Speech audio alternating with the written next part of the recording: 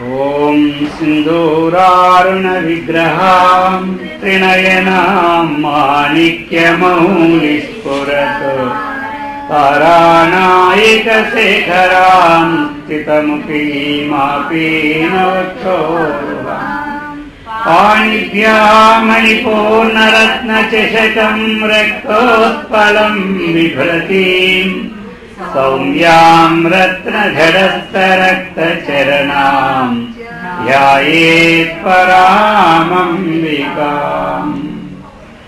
శ్రీవిద్యాం జగతాం ధాత్రీం సర్గస్థితిలయేశ్వరీం నమామి లలితాం నిత్యాం మహాత్రిపురసుందరీం. పవిత్రాత్మస్వరూపులకు ప్రియాత్మ బంధువులారా,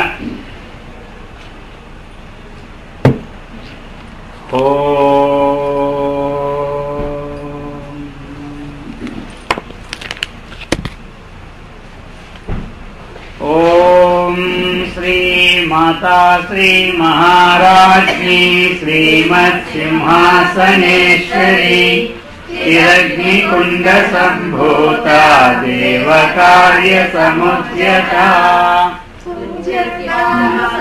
శ్రాభా చతుర్బాహు సమన్విత రాగస్వరూప పాశాఢ్య క్రోధాకారాంకుశోజ్వల.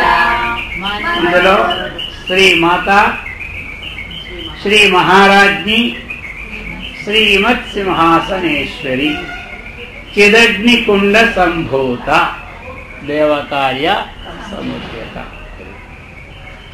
కాబట్టి ఈ విధంగా విడదీసి మనం నామాలుగా నమః అని పెట్టుకుంటున్నాం అనమాట. లేకపోతే స్తోత్ర రూపంలో అన్నీ ఇలాగే ఉంటాయి, విష్ణు సహస్రం కానీ అవి కానీ ఇవి కానీ. ఇది మనకి ఏమిటిది? లలితా సహస్రనామ స్తోత్రం. అందులో ఇప్పుడు శ్రీమాత అని మనకి ఇచ్చున్నారు. అర్థమైందా? శ్రీమాతేతి అనేటువంటిది అనేక అర్థాలు శ్రీ పదానికి. అందులో శ్రీయో లక్ష్మ్యా మాత శ్రీరితి ఉపలక్షణం లక్ష్మీ సరస్వతి ధాత్రీ వర్గ సంపద్విభూతి శోభాసు ఉపకరణ వేష రచనాసు నిర్విషే ప్రథమే తథా విధి తథా చ శ్రీద్గీః జనకత్వాత్తునేయం తత్సమాన కోటి భూతా రుద్రాణి. ఈ విధంగా ఆ స్త్రీ శబ్దానికి అన్ని అర్థాలు ఇస్తూ ఉన్నారు. కాబట్టి శ్రీమాతేతి శ్రియ, అది శ్రియ. శ్రియ అంటే ఎవరు? లక్ష్మి. అదే శ్రీ అంటేనే లక్ష్మి. శ్రియ శ్రియో శ్రియాం. శ్రియ అంటే షష్ఠీ విభక్తి, అది లక్ష్మి యొక్క అని అర్థం. లక్ష్మి యొక్క ఆరో విభక్తి. రామస్య అంటే రాముని యొక్క, కృష్ణస్య అంటే కృష్ణుని యొక్క. అలాగే శ్రియ అంటే శ్రీ లక్ష్మి. కాబట్టి శ్రియ లక్ష్మ్యా మాత అని, లక్ష్మ్యా శ్రియ మాత అని. ఈ విధంగా మనకి అర్థాలు. అయితే మరి ఇప్పుడు ఇది ఈ లలితా సహస్రం మనం చదవడం దేనికి అంటే, భాష్యకారులు మొట్టమొదట కొంచెం దానికి ఒక 2 పేపర్లు ఇచ్చారు. లోకే దుఃఖదశాయాం మాతు స్మరణం ప్రసిద్ధం. అదే లోకమునందు దుఃఖదశ, కష్టదశ ప్రాప్తమైనప్పుడు మాతు స్మరణం ప్రసిద్ధం, తల్లి యొక్క స్మరణం ప్రసిద్ధమని. అదే మరి ఇప్పుడు ఇక్కడ కూడా చిన్నప్పుడు మరి పిల్లలకి ఎవరు? తల్లి. కాబట్టి ఆ విధంగా ఆవిడ దృష్టిలో ఎప్పుడు మనకు 100 ఏళ్ళైనా ఆవిడ దృష్టిలో మనం ఎప్పుడు చిన్నపిల్లలమే అన్నమాట. అది చెప్తున్నారు అన్నమాట. మరేమిటి? అనుభూతాస్తు మాతరః తాపత్రయహరణ సమర్థాః. ఎట్లా అంటే తాపత్రయహరణ సమర్థాః. తాపం అంటే ఏమిటి? దుఃఖం. తాపం అంటే దుఃఖం. ఆ తాపత్రయము అన్నటువంటి దుఃఖత్రయము హరణ సమర్థ. ఇక తల్లి ఏం చేస్తుంది? మనకున్న దుఃఖ దశ, ఆ దుఃఖ దశ అనేది ఆధ్యాత్మిక దుఃఖము, ఆది భౌతిక దుఃఖము, ఆది దైవిక దుఃఖం, మొత్తము 3 దుఃఖాలు. మరి ఈ దశలో మనం ఏం చేయాలి అంటే ఆ మాతకి స్మరణం చేయాలి. మరి స్మరణం చేస్తే ఏమిటి అంటే తాపత్రయహరణ సమర్థాః. ఒక తాపత్రయాన్ని అంటే ఏమిటి? ఈ ఆధ్యాత్మిక దుఃఖాన్ని, ఆది భౌతిక దుఃఖాన్ని, ఆది దైవిక దుఃఖాన్ని, ఈ 3 దుఃఖాల్ని, 3 దుఃఖాల్ని హరించడానికి చక్కగా సమర్థవంతంగా ఉంటుంది. కాబట్టి ఇప్పుడు మనం మరి ఎట్లా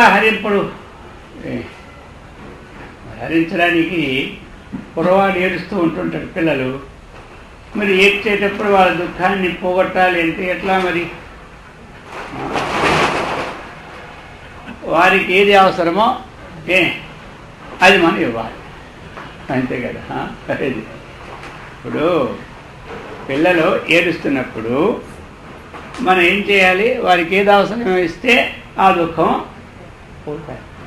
అలాగని మనకి దుఃఖాలు పోగొట్టడానికి ఏది అవసరమో ఆ సమయానికి ఆ దుఃఖ నివారణకి తగినటువంటి విషయాన్ని అమ్మవారు మనకి తగినటువంటి ఆ ప్రతిఫలాన్ని ఇస్తారు.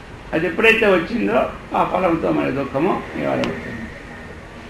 ఇప్పుడు ఆరోగ్యంతో మనకి అనారోగ్యం, మరి అనారోగ్యం పోవాలి, దుఃఖం. అలాగే ఏదో ఒక లోటు, ఏదో ప్రకృతిలో అనేక రకరకాలైనటువంటి బాధలు ఉంటుంటాయి.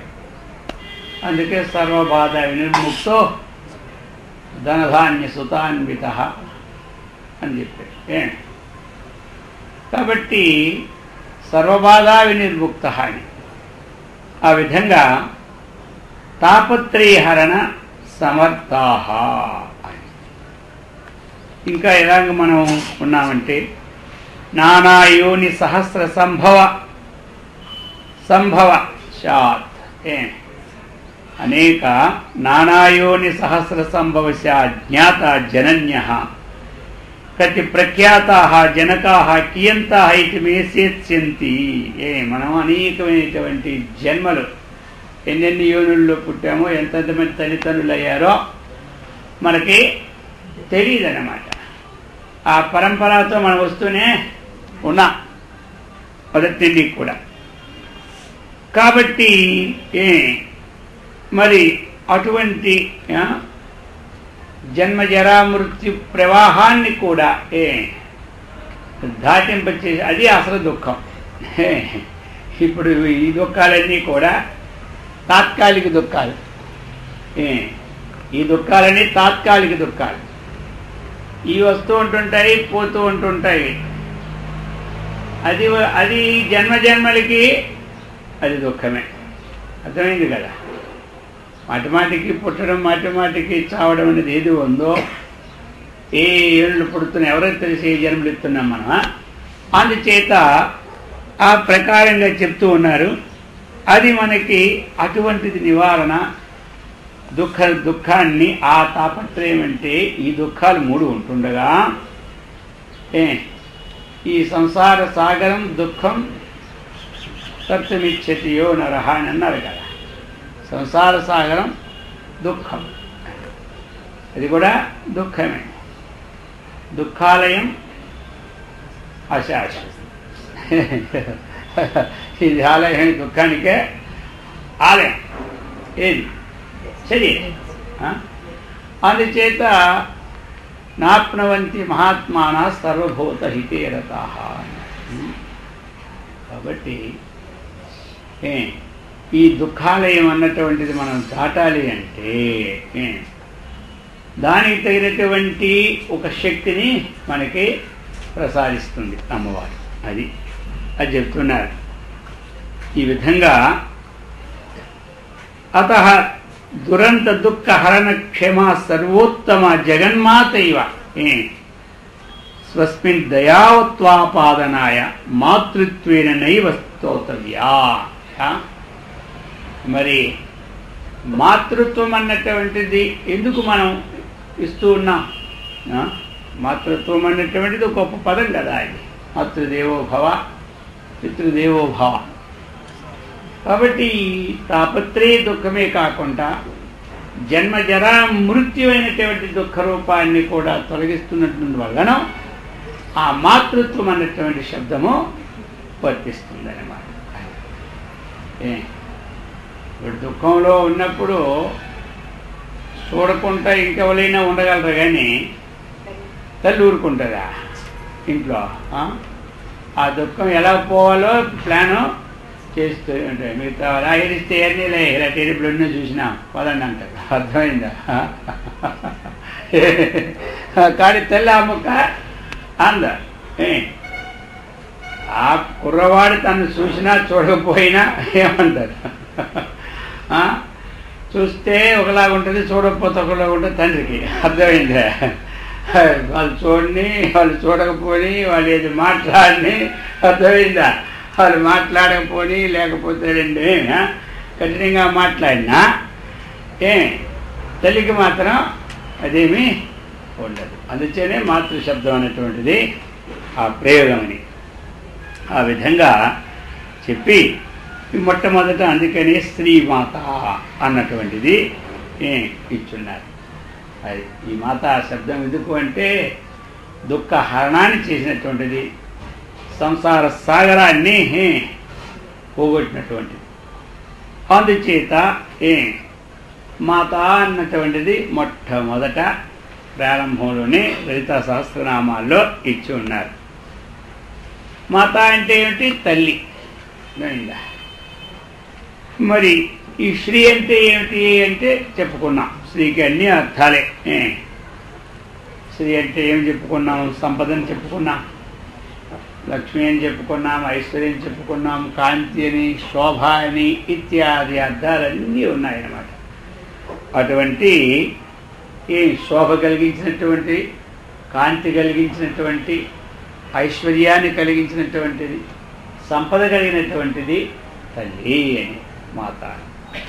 తల్లే ఎందుకు అంటే ఈ శ్రీమాత అనే శబ్దానికి అనేకమైన అర్థాలు ఇచ్చున్నారు. సంసార దుఃఖాన్ని పోగొట్టినటువంటిది కాబట్టి శ్రీమాత. మామూలు దుఃఖం పోతుంది, పోయి మళ్ళీ ఏమవుతుంది? వస్తూ ఉంటుంటాయి. పూర్తి నిర్మూలన చేయడానికి తగినటువంటి ఆ దివ్యమైనటువంటి ఒక శక్తి జ్ఞానాన్ని కలిగిస్తుంది కాబట్టి శ్రీమాత అని ఒకటి. ఇంకా ఎలా మరి తల్లి? ఇక్కడ లక్ష్మి, సరస్వతి, రుద్రాని శక్తి త్రయానికి కూడా మాత కాబట్టి తల్లి. ఇప్పుడు మళ్ళీ ఎక్కడ చూసారా? లక్ష్మి, సరస్వతి, రుద్రాని. రుద్ర అంటే పార్వతి. అది ఈ మూడింటికి తల్లి. ఇప్పుడు ఏ తల్లిని పూజించామని కూడా మన ఈ తల్లి అనుకొని వీళ్ళని పూజిస్తే ఈ మూడింటికి ఇంకా తల్లి. అందుకని అక్కడ ఏమిటి సూక్ష్మార్థం అన్నమాట. ఈ జగత్తంతకీ దివ్యశక్తి స్వరూపిణి, సృష్టికారిణి. జగత్తంతటికి కూడా దివ్యశక్తి స్వరూపిణి సృష్టించినటువంటి మాత. అందుకని కాబట్టి మూడింటికి మనం తల్లి అని. ఇంకా శ్రీమాత అంటే ఏమిటి అంటే ధనలక్ష్మి, ధాన్యలక్ష్మి, సంతానలక్ష్మి, అలా ఎన్ని లక్ష్మీడు? అష్టలక్ష్మీడు. అష్టలక్ష్మి అని గుర్తున్నాయా? చెప్పండి.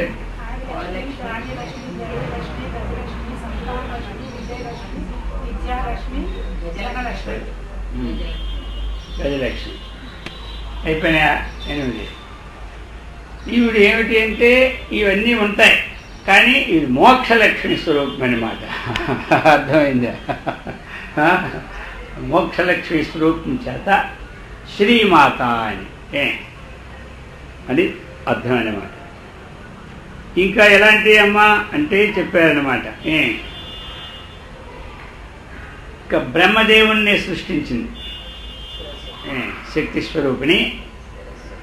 బ్రహ్మనే సృష్టించి వేదాలని ఇచ్చింది. ఇంకా వేదాలని ఏం చేశారు? ఇవ్వడం అంటే అభివ్యక్తం చేసింది అన్నమాట. అభివ్యక్తం ఆ వేదాలని ఆ యొక్క ధ్వని రూపంలో చెప్పడం. అప్పుడు ఇంకే పుస్తకం కాగితాలు ఏముంటాయి అప్పుడు. అందుకని వాటిని రాను మనకి పుస్తకాలుగా వచ్చినాయి. అందుకని వాటి యొక్క స్వరూపాన్ని అవ్యక్తం చేసింది. వేదాలనిచ్చి స్వరూపాన్ని అవ్యక్తం చేసింది. కాబట్టి ఇప్పుడు వేద స్వరూపిణి అన్నటువంటి శ్రీమాత అంటే వేద స్వరూపిణి అన్నటువంటిది. ఆ విధంగా ఇక మరి ఇంకో రూపంలో ఈ 4 వేదాలని ఒక వేదమే 4 వేదాలుగా విభజింపచేసింది దివ్యశక్తి స్వరూపిణి. కాబట్టి వేదవ్యాస రూపిణి అని అర్థం అన్నమాట. ఆ యొక్క వేదవ్యాస రూపిణి ఒక అర్థం వచ్చింది. ఇక ఇప్పుడు ఆ శక్తి అన్నటువంటిది ఇక్కడ ఇప్పుడు విషం అన్నటువంటిది ఎవరు మింగారు? శివుడే. ఆ విషయం ఎక్కడ పెట్టారు? కంఠమందు. ఇప్పుడు ఆమె ఆ కంఠమునందు లోనికి వెళ్ళకుండా బయటికి రాకుండా కంఠమునందు ఉంచింది. కాబట్టి ఆ శక్తి శివశక్తి స్వరూపిణి అని ఒక పేరేనమాట. ఈ విధంగా ఈ సకల విశ్వాన్ని కూడా ఆవిర్భింపజేసినటువంటి తల్లి కాబట్టి శ్రీమాత అని అర్థం అన్నమాట. అని ఈ విధంగా కూడా మనకి ఆ శ్రీమాత అన్నటువంటి శబ్దానికి అందులో ఉన్నటువంటి గూఢార్థాలన్నీ కూడా తీసి ఇటువంటి దివ్యశక్తి స్వరూపముగా ఉన్నటువంటి ఆ శ్రీమాతా స్వరూపాన్ని మనం పూజ చేస్తున్నాం. కాబట్టి ఓం శ్రీమాత్రే నమః. అటువంటి మాత కోసము నమస్కారము. ఎటువంటి మాత కోసం నమస్కారం మనకు రావాలి? బ్రహ్మ విష్ణు మహేశ్వరుల యొక్క లక్ష్మీ సరస్వతి పార్వతి ముగ్గురు ఉన్నారు కదా, వాటి ముగ్గురికి కూడా ఎవరు? తల్లివి. ఈ సంసార దుఃఖాన్ని పోగొట్టినటువంటి అమ్మవు. ఆ మోక్షలక్ష్మి స్వరూపమే, ఆ మోక్షలక్ష్మి స్వరూపమే అని ఈ విధంగా మనం ఆ భావన ఎప్పుడైతే మన అర్థం తెలుసుకున్నామో, మనం ఆ నామం వేస్తున్నప్పుడు మనకి ఈ భావన అనేది ఉదయం అవుతుంది. భావనతో చేసామనుకోండి, ఇంకా మనకి మనసులో ఏమవుతుంది? హత్తుకొని పోతుంటాయి. శుద్ధోపరం భావన. మరి భావనే ముఖ్యం మనకి. భావన లేకపోతే ఏమి లాభం లేదు. అందుకని మనం ఇది మంత్రం జపం చేస్తూ ఉన్నాం. చేస్తూ ఉంటుంటే ఆ మంత్రము ఇది ఏది దాని అర్థం అది ఆ భావన విశేషంతో ఆ మంత్రాన్ని మనం జపించామనుకోండి, ఇంకా మనకి అది బాగా విశేషం. తెలిసినా తెలియకపోయిన అగ్ని పట్టుకుంటే కాలుతుంది. అది భావం తెలిసినా తెలియకపోయినా దాని పవర్ దానికే ఉంటుంది. ఈ ట్యాబ్లెట్లో ఇన్ని మందులు కలిశాయని తెలుసుకున్నా పనిచేస్తుంది. ఇన్ని మందులు కలిసి తెలియపోయినా పని చేస్తుంది. వాడు తెలిసిన వాడికి ఆహా అది గొప్ప పౌరైనటువంటి అలాంటి విశేషాలు కలిపినాడు, ఇందులో సిద్ధ మకరధ్వజం కలిపినాడు, పూర్ణ చంద్రోదయం కలిపినాడు, ఏమి శిలాజిత్ కలిపినాడు అని తెలిసిపోయింది అనుకోండి. వాడికి అది తింటున్నప్పుడు కూడా ఆహా ఏమి ఒక విధమైనటువంటి సంస్ఫుటం అనేది వస్తుంటుంది. అది ఆ విధంగా ఈ భావనా విశేషంతో మనం చేసామనుకోండి ఇంకా గొప్పది అది అన్నమాట. అందుకని అటువంటి విశేషాలన్నీ కూడా ఇందులో మనకి ఉంది. ఈ శ్రీ శబ్దం అన్నటువంటిది గొప్పది.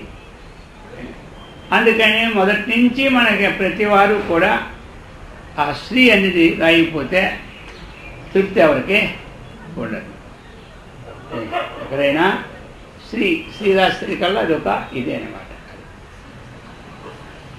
అందుకే కొంతమంది ఆ స్త్రీని ముందే పెట్టేసుకుంటారు పేర్లలోని, మళ్ళీ స్త్రీ ఎవరు రాసినా రాయిపోయినా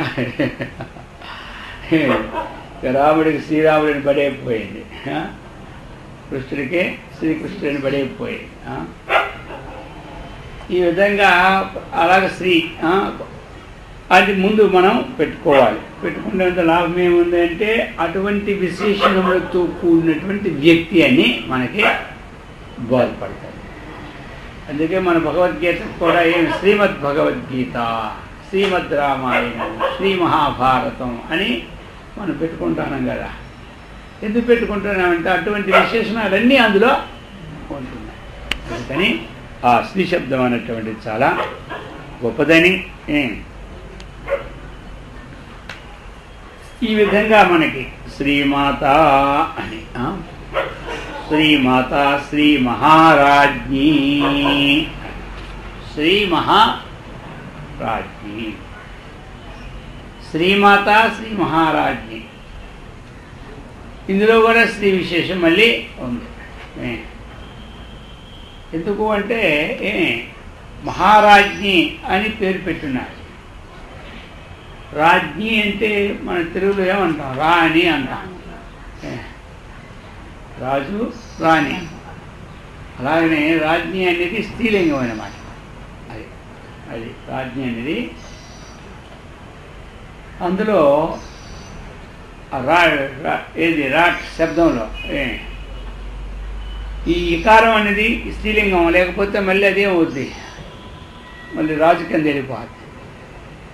రాజా రాజానవ్ రాజాన, రాజానం రాజానవ్ రాజాన. అక్కడి నుంచి రాజ్ఞ రాజ్ఞో రాజ్ఞా అది స్త్రీలింగం, పుల్లింగం. అందుకని ఇక్కడ రాజ్ఞి అది రాజ్ఞి, రాజ్ఞి అని దీర్ఘం. శ్రీ మహారాజ్ఞి. మహా అంటే ఏమిటి, గొప్ప. మహా అంటే గొప్ప, మహారాజు మహారాణి. మహారాజు అంటే గొప్పవాడు, మహారాణి అంటే గొప్ప విశేషముడు. అదే అందరికీ ఈ గొప్ప పదం రావడం అంటే సామాన్యమా? పరం, ఉత్కృష్టం ఇవన్నీ దేన్ని ఇస్తాయి? గొప్పతనాన్ని ఇస్తాయి. పరం బ్రహ్మ అన్న ఉన్నది బ్రహ్మ ఒకటే. పరంధామ, పరమం పవిత్రం. కాబట్టి ఇవన్నీ కూడా ఉత్కృష్ట విశేషాలు, గొప్పతనాన్ని. పరంధామ అంటే ఏమిటి? గొప్ప స్థానం. పరం బ్రహ్మ అంటే ఏమిటి? గొప్ప బ్రహ్మ అంటే ఏమిటి? గొప్ప అంటే అందరికంటే అధికమైనటువంటిది. ఇక అతనికంటే గొప్పవాడు లోకంలో లేదు. పరంధామ అంటే ఆ స్థానం కంటే ఇంకా గొప్పది లోకంలో లేదు. అలాగనే శ్రీ మహారాజ్ఞి అంటే ఆ తల్లి కంటే ఇంక లోకంలో గొప్ప ఇంకొకరు లేదు. అది అనమాట. అందుచేతే మనకి శ్రీ మహారాజ్ఞి అని ఇచ్చున్నారు. ఎందుకు మరి అంటే సామాన్యంగా మనం చెప్పుకుంటే శ్రీ శ్రీ అంటే ఇక్కడ శోభ, కాంతిని తీసుకున్నప్పుడు ఆ శోభతో కూడినటువంటి ఓ గొప్ప రాణి. అది ఇంకా ఎట్లా మరి ఇంకా రాజశబ్దం ఏంటంటే మరి ప్రకాశవంతమైనటువంటిది, పరిపాలనా విభాగాన్ని చేసినటువంటిది. తాను ప్రకాశిస్తూ ఇతరులను ప్రకాశింపచేయవాలి అన్నమాట. అప్పుడు తాను ప్రకాశిస్తూ ఇతరులను ప్రకాశింపజేస్తుంటాడు. అది సూర్యుడు తాను స్వయంగా ప్రకాశం అవుతూ తన తాపం వల్ల ఇతర లోకాన్నంతా కూడా ప్రకాశింపచేస్తాడు. అందుచేత ఇక పరిపాలనా విధానంలో ఈ సకల ప్రపంచాన్ని పరిపాలిస్తుంది కాబట్టి మహారాజ్ఞి అని పేరు సార్థకమైన మాట. అది ఈ విధంగా మనము ఆ మహారాజ్ఞి అని చదువుతుంటాం. అక్కడ మనకేంటి రావాలి? ఈ ప్రపంచాన్నంతా కూడా పరిపాలించడం. ఇక్కడ పరిపాలించడం అంటే ఏమిటి? సృష్టి స్థితి లయముల్లో స్థితి కారణం. ఇక్కడ స్థితి కారణం, లయ కారణం అనేది కాదు పరిపాలన. సృష్టి కారణం సృష్టించడం, లయ కారణం అనేది లయమైపోవడం. మధ్యలో స్థితి కాలం ఏదో ఉంది, ఇది పరిపాలనా విభాగం అన్నమాట. దాని అభివృద్ధి పరచడం. అందుచేత అటువంటి ఏదైతే సృష్టించినటువంటి సృష్టిని ఆ సృష్టిలో నష్టము కాకుండా ప్రతి వ్యక్తికి కూడా ఏది అవసరమో వారి యొక్క కర్మ ఫలానుసారముగా అవన్నీ కూడా పరితః అంటే అంతటా. పరిపాలన అంటే ఇది పరితః అంటే అంతటా పాలించడం. అంటే చక్కగా ఏం చేయడం, చూడటం అన్నమాట. ఇప్పుడు ఈటి బాధలు ఉన్నాయి, పోగొట్టడం. నీటి బాధలు ఉన్నాయి, పోగొట్టడం. ఆకలి బాధలు ఉన్నాయి, పోగొట్టడం. ఇలాంటివంటికి తగినటువంటి విషయాన్ని ఇస్తున్నటువంటి చేత మహారాజ్ఞి అన్నటువంటి పేరు వచ్చిందనమాట. అందరికీ లేకపోతే రాజ్ఞి మహారాజ్ఞి చూసుకోవడంలో ఏది చక్కగా శ్రద్ధగా లోకమంతా చూసుకుంటుంది కాబట్టి పరిపాలనా విభాగంలో ఎటువంటి అజాగ్రత్త లేదు. అదే అజాగ్రత్త అనేది లేదు. అజాగ్రత్త ఉంటే వాళ్ళకి మహాశబ్దం ఎప్పుడూ ఉపయోగించాలి. జాగ్రత్త ఉన్నవాడే గొప్పవాడు పేరు కింద వస్తాడు. అజాగ్రత్త పడి ఎప్పుడు గొప్పవాడు పేరు కింద రాడు. అందుచేత ఈ విధంగా అటువంటి స్వరూపాన్ని చక్కగా సకల ప్రపంచ జాత పాలనే అధికృతేత్యర్థః. ఈ సకల ప్రపంచాన్ని కూడా చక్కగా అధికృతం అధిరోహించి పాలన చేయడం. ఇక్కడ చూశారా మరి, పాలించేవాడు ఒకడైతే పాలింపబడే వస్తువు వేరేగా ఉంటుంది లోకంలో. ఇక్కడ పాలింపబడే వస్తువు కూడా ఎవరు? తానే. పాలింపబడే వస్తువు కూడా తానే. అనుశ్యూతమే ఆ వస్తువు తానే, పరిపాలనా విభాగము తానే. అందుచేతనే ఈ విధంగా మహారాజ్ఞి అన్నటువంటి విషయాన్ని మనకి చెప్తూ ఉన్నారన్నమాట. మరి ఇప్పుడు మనకి ఇందులో అనేకమైన విశేషాలు చెప్పుకొస్తూ ఏవ కృతమితి నేహ ప్రతన్యతే రాజ్ఞీత్యంశేన మహారాజ్ఞి మంత్రోద్ధార. కాబట్టి కొన్ని విషయాల్లో అందుకు దీన్ని మహారాజ్ఞి మంత్రస్వరూపము అన్నటువంటి విద్య కొన్ని ఈ విద్యల్లో మహారాజ్ఞి మంత్రస్వరూపం అన్నటువంటి పేరునే పెట్టేసారన్నమాట. అనేకమైన విద్యలు మనకేమో 64 కళలు, 64 విద్యలు. అందులో ఇది కూడా మహారాజ్ఞి మంత్రస్వరూపంగా ఉన్న చేత ఆ పేరును పెట్టి కూడా మహారాజ్ఞి అన్నటువంటిది సంప్రాప్తమైందని చెప్తున్నారు. ఈ విధంగా చెప్తూ శ్రీమత్సింహాసనేశ్వరీ. ఇప్పుడు ఇంకా ఇవన్నీ ఇంచుమించులో మనకు వస్తున్న పదాలన్నీ ఈ శ్లోకంలో అలాంటివి అన్నమాట. ఇప్పుడు ఇంతకుముందు ఏమైంది? శ్రీమాత, శ్రీ మహారాజ్ని, శ్రీమత్సింహాసనేశ్వరి. మొత్తం 3 శ్రీలు వచ్చేసాయి వరుసగన్నా ఆ పాదంలోనే, మొదటి పాదంలోనే 3. ఈ శ్రీ ఎక్కడ వచ్చినా అదే శ్రీమత్. ఎందుకంటే ఇది సమాసంలో వ్యాకరణబద్ధంగా వచ్చినటువంటిది. విడదీసుకుంటే స్త్రీలింగంలో శ్రీమతి అనేది రావాలి. అది కలిపేటప్పుడు అందులో ఆ వ్యాకరణ సంబంధం కాబట్టి శ్రీమతి అయిపోయింది అన్నమాట. శ్రీహాస్య స్థితి. కాబట్టి ఇక్కడ శ్రీమత్ సింహాసనేశ్వరి. ఇక్కడ ఎట్లా మరి ఈ ప్రపంచం మొత్తం అంతటికి మొత్తం ఇక్కడ ఒక భాగం ఉండి ఒక భాగం లేకపోవడం కాదు. మనకి దేశంలో, రాష్ట్రంలో, అలాగనే గ్రామాల్లో ప్రత్యేకమైనటువంటి అధిపతులు మనకి ఉంటారు. ప్రత్యేక మరి ఉండి చివరికి ప్రపంచానికి అధిపతి ఉంటారు.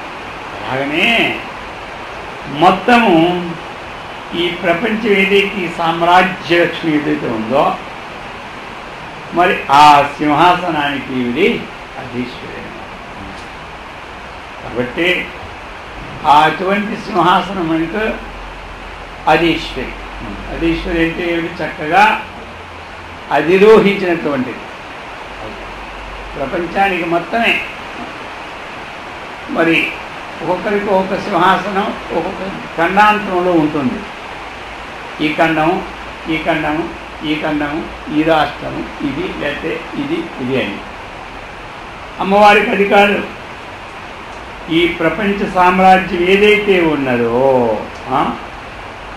ఈ ప్రపంచ సామ్రాజ్యం, ఆ సామ్రాజ్యాన్ని అంతా కూడా అధిరోహించినటువంటిది. కాబట్టి దీనికి అందుకు సింహం అంటే ఏమిటి? చాలా గొప్పదన్నమాట. సింహం అంటే చాలా గొప్పదైనటువంటిది అన్నమాట. మరి ఇంకా ఎలాంటిది? సింహం అనే వాహనాన్ని అధిష్ఠించినటువంటిది. ఆవిడ ఈ సామ్రాజ్యం అంతా కూడినటువంటి సింహాసనానికి అధికారి, అధీశ్వరి. అందుకు శ్రీమత్ సింహాసనేశ్వరి. ఒక అర్థంలో అది ఈ ప్రపంచ సామ్రాజ్యానికి, ఈ ప్రపంచ సామ్రాజ్యమే ఒక ఆసనంగా ఉన్నటువంటిది. అందుచేత సింహాసనం. ఇంకా ఎలాంటిది మరి? సింహము అనే వాహనాన్ని ఎప్పుడు అమ్మవారు అధిరోహించారు. అందుకని సింహాసనేశ్వరిని పేరు.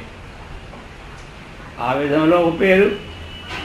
ప్రపంచానికే అధిష్టాత దేవత కాబట్టి ఈ ప్రపంచమంతా ఒక దాన్ని అధిష్ఠించి ఉంది కాబట్టి సింహాసనేశ్వరి అని ఒక పేరు. రెండవది సింహం అనే వాహనాన్ని అధిష్ఠించింది కాబట్టి సింహాసనేశ్వరి. ఇక ఇంతకు ముందులో మనకి స్థితి విషయం చెప్పుకున్నారు శ్రీ మహారాజ్. ఇందులో ఎలాగా చెప్తున్నారు? ప్రళయే అగ్నివత్తు జీవుల్ని హరించినటువంటిది. ప్రళయకాలంలో అగ్నివలే ఈ సమస్త జీవుల్ని కూడా ఉపసంహరించినది. ఉపసంహారం అంటే ఏమిటి? మనసు ఒక వస్తువుని మనం తీసుకున్నాము, అది ఉపసంహారం అంటే ముగింపు. ఉపక్రమం అంటే ప్రారంభము, ఉపసంహారం అంటే ముగింపు అన్నమాట. అది నేను ఆ విషయంలో ఉపసంహారం చేసుకున్నాను అంటాడు. ఉపసంహారం చేసుకున్నాను అంటే ఏమిటి? ఆ విషయాన్ని నేను ముగించుకున్నాను. అందుచేత ఆ విధంగా ప్రళయకాలంలో ఏవైతే జీవులు ఉన్నాయో ఇవన్నీ మళ్ళీ ఉపసంహారం తీసుకుంటారు. అది ఆ విషయంలో కూడా శ్రీమత్ సింహాసనేశ్వరి ఆ అర్థాన్ని బట్టి ఈ శ్రీమత్ సింహాసనేశ్వరి అన్నట్టు సింహాసనేశ్వరి అనే పదం కూడా ఒక సమన్వయం అని చెప్తున్నారన్నమాట. అంటే ఇన్ని 3 అర్థాలు. ఈ ప్రపంచమనే సామ్రాజ్య లక్ష్మికి అధిష్టానం కాబట్టే అధిరోహించింది కాబట్టి సింహాసనేశ్వరిని, అలాగే సింహం అనే వాహనాన్ని ఎప్పుడూ కూడా తను అధిష్ఠించి ఉంది కాబట్టి సింహాసనేశ్వరిని. ఇక ప్రళయకాలం అందు అగ్నివలి ఈ జీవులన్నీ కూడా ఏమి ఉపసంహారం చేసుకుంటుంది కాబట్టి సింహాసనేశ్వరిని అర్థాలన్నమాట. ఇప్పుడు పర్యాయ పదాలు వేరు, నానార్థాలు వేరు. పర్యాయ పదానికి సీక్వెల్ పదార్థం ఉంటుంది, నానార్థం అనేది భిన్న భిన్నంగా ఉంటుంది అదే పదానికి అనేక రకాలుగా. ఇప్పుడు జలము అన్నాం మనం. జలము అంటే ఏమిటి? నీరు. వనము అన్నాం. వనం అంటే ఏమిటి? ఇప్పుడు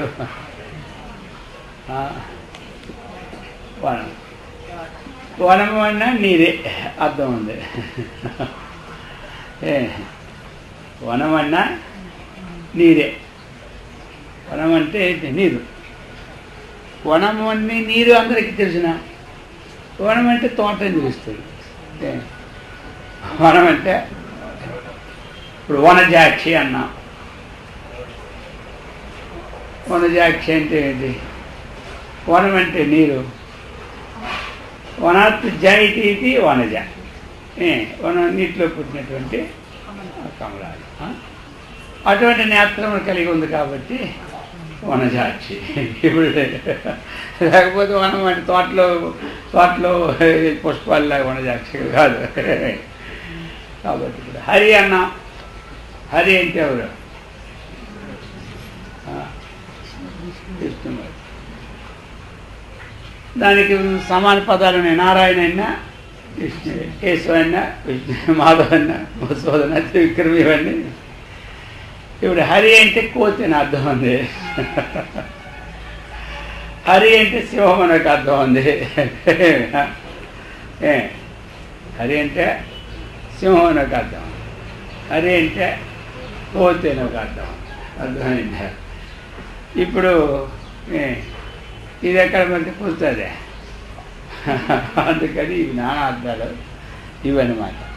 ఈ విధంగా నానార్థాలు వేరే ఉంటాయి, సమానార్థాలు ఉంటుంటాయి. అందుచేత ఈ అర్థాలతో ఈ ప్రళయకాలం నందు అగ్నివలి జీవులన్నీ కూడా ఉపసంహరించుకొని వస్తుంది కాబట్టి అప్పుడు పేరేమొచ్చింది? శ్రీమత్ సింహాసనేశ్వరి. ఇక్కడ సింహాసనేశ్వరి అంటే సింహాన్ని, అక్కడ అర్థము అని ఈ విధంగా అనేకమైనటువంటి విశేషాలతో చెప్తూ ఉన్నారు. చిదగ్నికుండ సంభూత, చిదగ్నికుండ సంభూత, చిత్ అగ్నికుండ సంభూత. చిత్తు, చిత్తు అంటే ఏమిటి? చిత్తు, సత్తు, చిత్తు, ఆనందం. అర్థమైంది కదా? చిత్తు అంటే ఏమిటి? చైతన్యము అని అర్థం. చిత్తు అంటే చైతన్యం. చిత్తు అంటే ఏమిటి? చేతనత్వము కలిగినటువంటిది. చైతన్యవంతం అంటే ఏంటది? చేతనత్వం. ఆ చైతన్యం లేకపోతే చేతనం లేదంటారు కదా. వాడికి చేతనమే, ఒంటి మీద చేతనమే లేదంటాడు. అర్థమైందా? ఈ పదం వాడుతుంటారు అందరూ. ఒంటి మీద చేతనమే లేదని పదం వాడుతుంటారు. గుర్తుంది ఎవరికైనా? లేదు. కొన్ని ప్రాంతాల్లో వాడుతుంటారు. అందుకు ఇక్కడ చైతన్యం, చిత్తు అనేది ఏంటి? చైతన్యం. చిత్తు అంటే ఏమిటి? ప్రకాశం. సత్తు, చిత్తు, ఆనందం. అందులో చిత్తు అంటే ఏమిటి? ప్రకాశవంతమైనమాట. అది చెప్తున్నాడు. చిత్తు అగ్నికుండ సంభూత. అది చిత్తు అంటే చైతన్యం అన్నటువంటి అగ్నికుండ అగ్నికుండము నుండి సంభూత పుట్టినది. ఎలాగంటే ఈ దేవి తల్లి ఎక్కడ చిదగ్నికుండ సంభూత, చిదేవ అగ్ని చిదగ్ని, అది ఇక్కడ చిదేవ అగ్ని అన్నమాట. చిత్తు ఏవ అగ్ని, అగ్ని వేరు ఇక్కడ చిత్తు వేరు కాదు. ఆ చిత్స్వరూపం ఏది ఉందో అదే అగ్ని. కాబట్టి అటువంటి అగ్నికుండం నుంచి ఉత్పన్నము అయినటువంటి దేవి. అందుకు అది చెప్తున్నారు. చిత్తు ఏమి ఇక్కడ చిత్తు అన్నటువంటిది వేరు, చైతన్యం అన్నటువంటిది వేరు కాదు. పదాలు మనకి వచ్చినప్పుడు ఉంటాయి. అది ప్రకాశవంతమైనటువంటిది, చేతనవంతమైనటువంటిది రెండు. చిత్తం అంటే ప్రకాశాన్ని తీసుకున్నాము, ఇది చైతన్యం లాగా చేతనవత్వం. అది ప్రకాశవంతమైనటువంటిది, చేతనవత్వము కలిగినటువంటిది. అందుచేత దాంట్లో భేదం ఉందా అభేదం ఉందా అని విచారణ. చిత్తులోను చైతన్యంలోను భేదం ఉందా అభేదం ఉందా?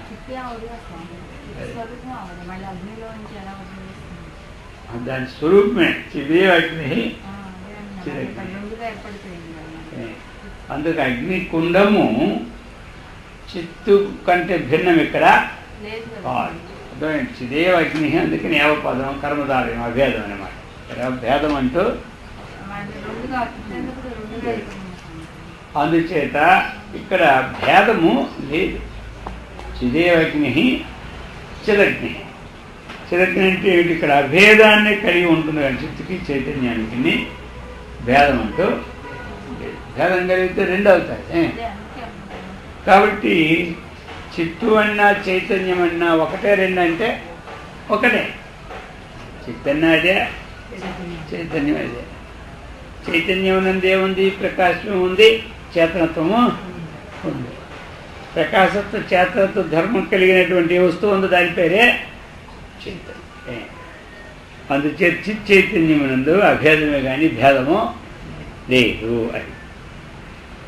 అయితే మరి ఇక్కడ చిదేవ అగ్ని చిదగ్ని, చిత్తే అగ్నిస్వరూపం, ఇంకోటి కాదు. చిత్తే కాబట్టి అటువంటి అగ్నికుండమునందు సంభూత, సమ్యక్ చక్కగా ఉద్భవించినటువంటిది అమ్మవారు. చిదగ్నికుండ సంభూత అని అంటాం కదా.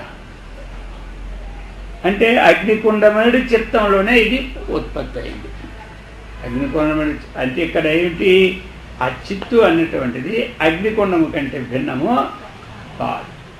చిత్తే అగ్నికుండము, అగ్నే చిత్ అన్నమాట. అటువంటి దాని నుంచి ఉద్భవించింది.